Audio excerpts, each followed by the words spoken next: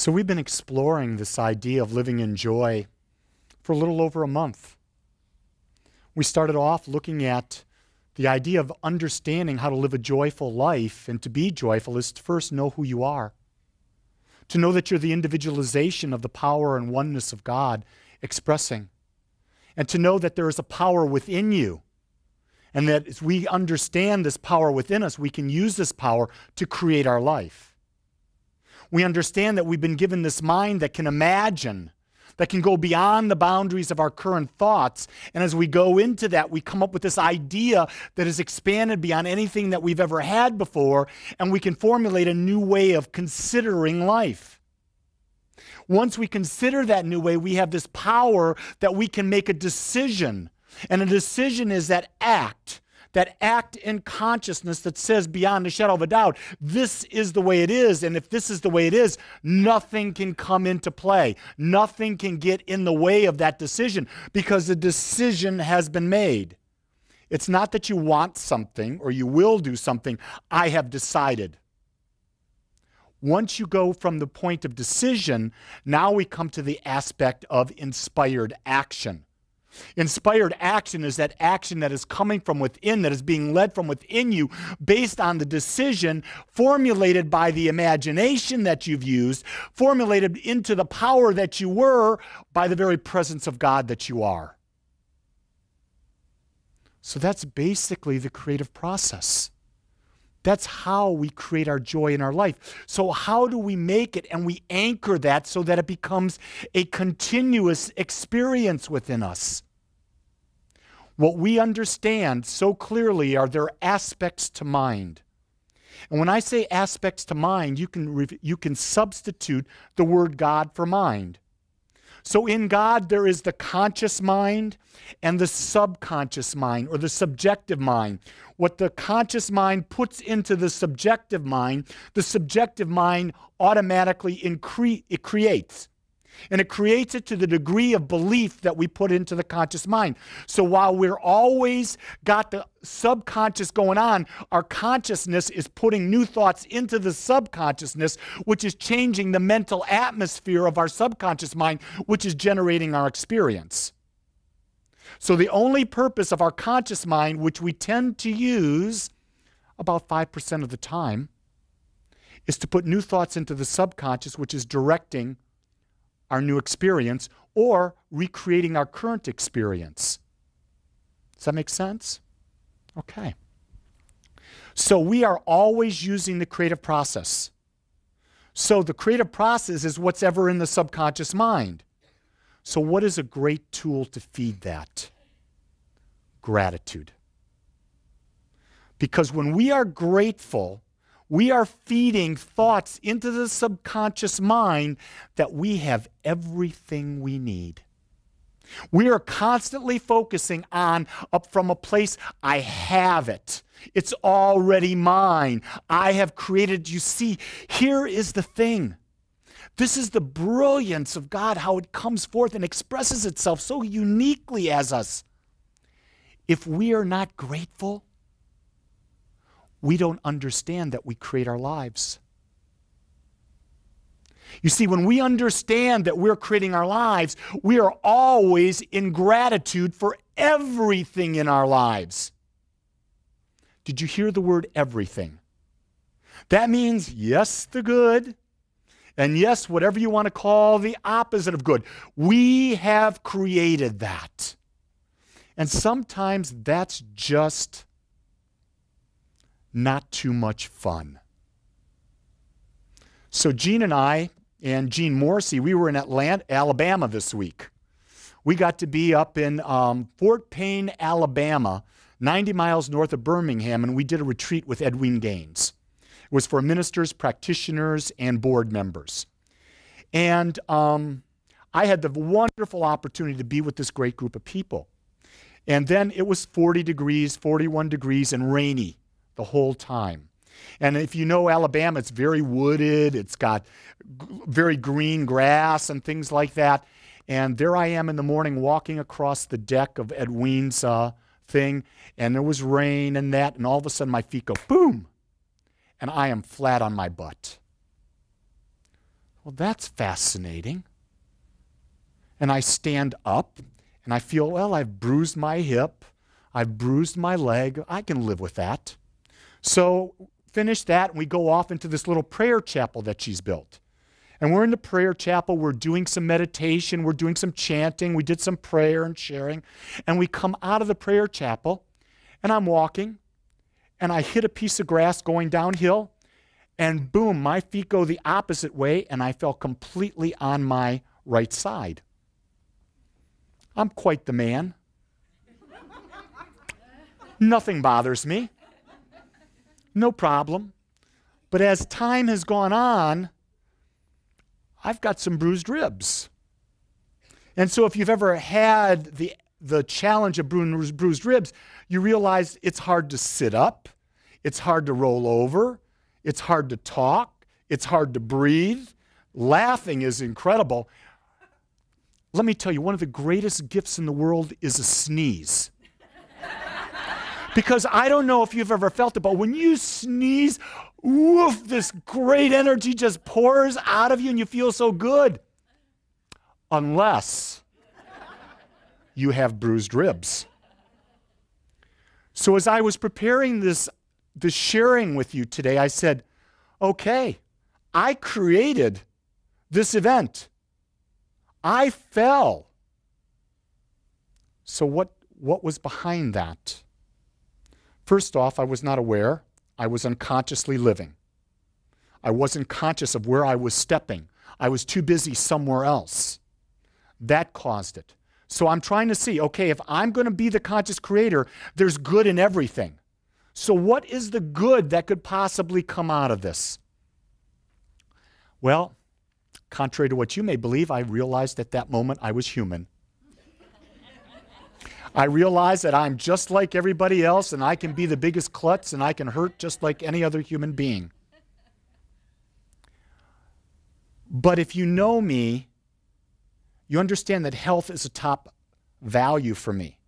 And I pride myself in my health and my ability to live in a healthy body, to enjoy life to its fullness. So I'm saying, so what did this tell me? It told me I was taking my health for granted. It told me that I wasn't fully appreciating having the ability to do everything that I did. Here's the other things that it taught me as I went into gratitude for falling. I'm saying, why am I grateful that I fell? Why am I grateful I bruised my ribs? Because I can now understand how my father, who is 86 and a half years old, feels when he's got all these aches and he tells me about them, how it's difficult for him to move. I can understand how my brother, who is battling cancer right now, he has a difficult time moving too. And now I understand, oh, I can feel the type of pain he's in. I can understand for our beautiful community member, BJ, who had her back surgery, how she's in recovery now and it's difficult for her to move around. So it has allowed me this gift where I can be in a state of empathy, where I can fully connect with what the other people are going through. So now I can see that it was an unconsciousness that brought about the disease within me and the disease within them. And now I can consciously focus my thoughts on them as healed. Does that make sense? So it allows me to realize that in our humanness, we truly can connect, but we have to embrace this humanness and embrace the idea and take responsibility. Because here's the thing, if we do not take responsibility for everything that happens to us, and we cannot express gratitude for it, then we are victims to that which we have not expressed gratitude for. We now have created outside of ourselves a power that we've turned over our power, which knows no bounds. You see, the power within us knows no bounds. The power within us only knows how deep is our belief. To the degree that we believe, to the degree that we are grateful, the healing will occur that fast. So, go back to Lee falling again. Got a lot of laughs the first time. Let's continue with that theme. So, I was feeling quite in pain yesterday, so I dialed up one of my friends who's a chiropractor. And thank God this one was open on a Saturday. Most chiropractors got the great life. I'm going to share that with you. They're open Monday through Friday or Monday through Thursday. They've got specific hours, but thank God there's one that's open on a Saturday. So I went there and I got manipulated, adjusted, poked and prodded, and my body's in alignment. But as he lovingly looks at me, it's going to take time. What happened right then? What did the race consciousness of that chiropractor put in my mind? It's gonna take time. So I go, oh, now I've had a broken rib before. And guess what happened in the broken rib? It took time. And I've talked with people, and what do you think people told me when they bruised their ribs or they broken their ribs? It's gonna take time. So what's in Lee's consciousness? It's gonna take time. What's my belief? It's gonna take time.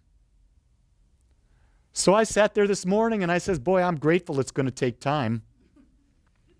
Why? Because it's going to let me understand how I've allowed this race consciousness that is all around me to influence my ability to use a power that if I believed in it 100% in this moment, I would have an instantaneous healing. That's how powerful the law is. But the law only responds to us in the direct proportion to how we believe. That's what Jesus said so clearly when he said, it is done unto you as you believe. So the whole idea is how do you shift your belief faster and faster so you have a quicker demonstration? Now, I'm using myself in health, but this is about anything. So I'll share with you a story about my dad. My dad is on like 42,550 meds. And they're all there because the doctors say, Dad, you need these meds. So I've gone to Dad and said, can you go to the doctor and ask him over and over, every time you see him, if there's just one I can come off of? When can I come off of one med? 4 months I've been talking to my dad. Yesterday, I'm talking to Dad. Guess what, Lee? I went to my cardiologist. And guess what? He took me off this med. He went to a conference, a retreat like you just went to, but it was for doctors. And after the retreat, they found out, well, because of this and what I'm doing here, I don't need this anymore. So my dad goes, I got one of them down. And I said, Dad, what are you going to ask the doctor the next time you go? He says, I'm going to ask him, can I get off any more? And I said, so Dad, what can we be grateful for? He says, I'm grateful I'm not taking one more medication. You see, he planted in the subconscious mind, he's grateful that now, while he was on this for so long, he's now off of it. So he's put into the subconscious mind one piece of the pie that one now is off. He's off of it. Now, what's his subconscious? Is it different now than it was before? You bet it is. Isn't that how it works? It's one step, one thought, one action at a time. That's what causes the change. You know, we bat around a lot of ideas when we're talking about agape, and our theme is bringing joy to life. No doubt about it, because joy is the essence of the divine. If it's the essence of the divine, it's our essence. And we should never live from a place of not being joy, because to live from a place of not being joyful is to deny your sense of oneness. Let's even take that further. If you are not grateful for any event, you are not believing your oneness with God. Because if you believed in your oneness with God, you have to be grateful for everything in your life. Everything. Even if you have a 16-year-old daughter who is throwing a tizzy fit, there's God in that tizzy fit. And God is there because what is it doing?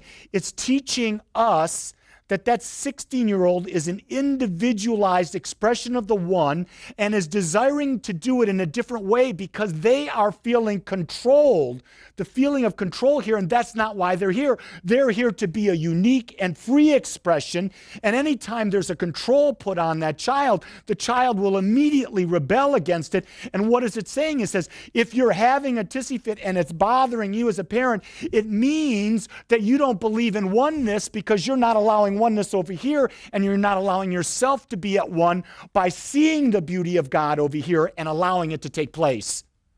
You see, God doesn't judge. The allness of God never judges. The allness of God just takes it all in and knows it's always perfect. Because the worst thing that could happen is we die, and death is a blessing. Because we move to the next level of our existence. It's not what we've created in the human mind, that it's the be-all, end-all. It is not that. It is simply the birthing into the next dimension. So if the worst thing that happens is you birth into God without the physical problems, how is that bad? Interesting, let's talk about this just for a second. All death is suicide. When someone lets go of their body, we give thanks. Going back to my mother, when my mother passed 2 years ago, when she died, I said, thank you. You say, how can you say thank you when your mother died? Because number one, my mother was no longer in pain. Number two, my mother went to the next place because she had finished her life here. There was nothing more she wanted to do on this plane. She had done that, and she made the decision to go to the next plane. Now, without my mother here, that allowed me to be a different person. I no longer called my mother every day. That freed me up to have a deeper relationship with my dad. So the passing of my mother and no longer having that beautiful expression experience on a daily basis that I had via the phone, I now can have with my dad, which I didn't have before. So isn't it great that my mother's passing gave me a connection to my father? How can you not be grateful for that? And then all the other things that my mother may have been in my life, guess what happens? Someone else fills those voids. Someone else to come in and do that, because there's never a void in the universe. Anytime something moves out of our life, something else must come in. So when people move out, you say thank you. When new people come in, you say thank you. When a situation ends in your life, you say thank you. When a new one comes in, you say thank you. See, what you're doing by this back and forth giving gratitude is you're feeding the subconscious mind, saying to it, I've got everything I need. I see how this all works. I am never incomplete. I am the conscious creator. I am empowered. I am one. If I'm in one, what am I in? I'm in joy. You see, when I'm giving gratitude and thanks all the time, I'm truly living from a place of joy. Because I'm living from my own within creative power. I am fully 100% connected and responsible for the life that I've created. And to not be responsible for the life that we've created, we become victims to something that doesn't exist other than a fear that is the fear of the unknown within our own mind. Whoa. Mouthful, huh? The only thing we're afeared of is thoughts we've created within our own minds that don't even exist if we stop thinking them. And if we go to gratitude, we're only going to be thinking things that are what? Positive, that are for our betterment, for what we want. We're always looking for how's it feeding us, how's it growing us, how's it making our experience better. And when we're doing that, all the fear disappears because we're gratitude. You see, gratitude is a daily practice. When you're grateful for every little thing. When Brother Gregorio came to Agape, he was the Filipino healer who's been in the United States for 35 years. This man demonstrated the idea of gratitude greater than any human being I've ever met in my life. Every word out of his mouth was, Brother Lee, I'm so thankful for this. Brother Lee, I'm so thankful for this. Brother, I'm thankful for this. Brother, I'm thankful. He nonstop. How many people were with him? Did you hear him say gratitude over and over and over again? All he did, that's how he lived his life. And so when he came into the room, he radiated love. He radiated a sense of innocent joy, childlike joy. You see, when you're in a state of gratitude, it's a childlike joy. And Jesus said to really create, to connect into oneness, we must live through the eyes of a child. And children are always grateful. Take little Claire. Little Claire will come in here. What are you grateful for today? Well, I'm grateful for that I got 25 eggs last Easter egg hunt, and there was a piece of candy in each one, and I don't know how many my mother ate, but I snuck a few. Because that's what kids do. I want you to know, the pure eater that I am, I snuck some Easter candy. And I want you to know that I'm grateful that I snuck the Easter candy. I gave thanks for it because I was able to indulge at a small level to satisfy that creative urge. See, I believe that you can do anything in modification. Well, my wife doesn't agree with all of that, but that's okay. You missed the joke, didn't you?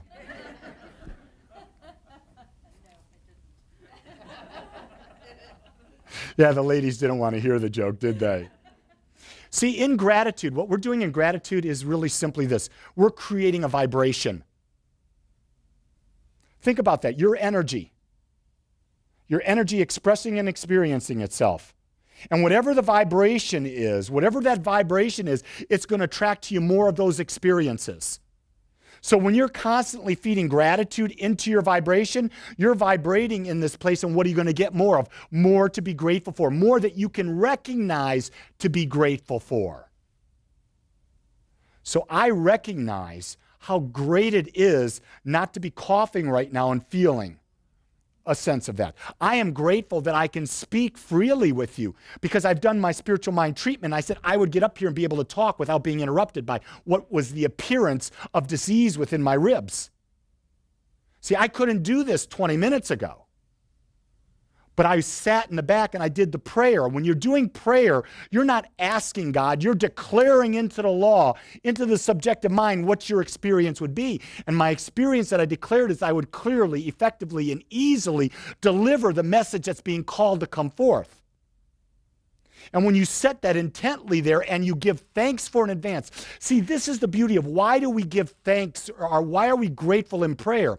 Because when you're coming from gratitude, you know before you even say the prayer that it's already done. Do you follow that? Because when we talk about prayer in religious science, we talk about we're declaring into law, we know our oneness, we know the power is within us and we're one with it. We make our declaration that we're going to give a great talk, and then we immediately go into gratitude. Well, if you're grateful before you go into the prayer, you've already set into motion the idea that it must happen because you're already starting the gratitude process. See, you know the law works when you're gratitude even before you ask.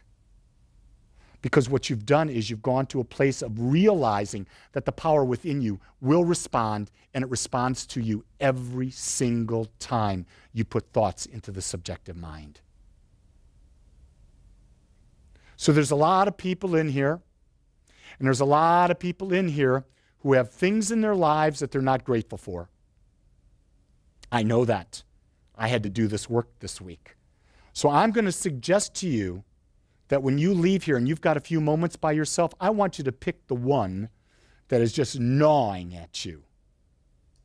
The one that surfaces the most. And I want you to find reasons to be grateful for it. Because the more you find the reason to be grateful for it, you will neutralize it, and it will no longer have any impact on your life. Because when you think of it, you will think about the idea, I'm grateful for it because. I'm grateful for it because it made me one. I realize because of it, I created it and I am all-powerful. I realize that it gave me the idea of what now I want to create that may be different from it. Because of whatever I experience, I got clarity that has moved me forward into the higher beingness of who I am. You see, what comes to me so clearly is When we are grateful, we see God in all things. When we see God in all things, we are living a joyful life. When we are living a joyful life, we are seeing life through the eyes of God.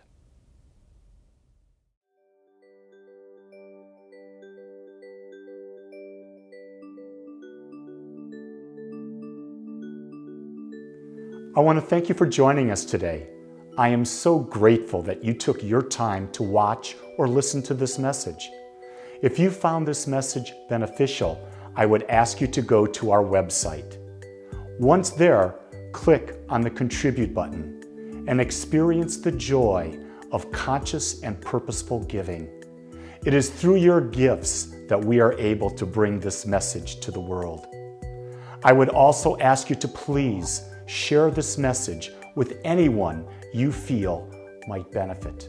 Again, I want to thank you for joining me and the Agape community as together we bring joy to life.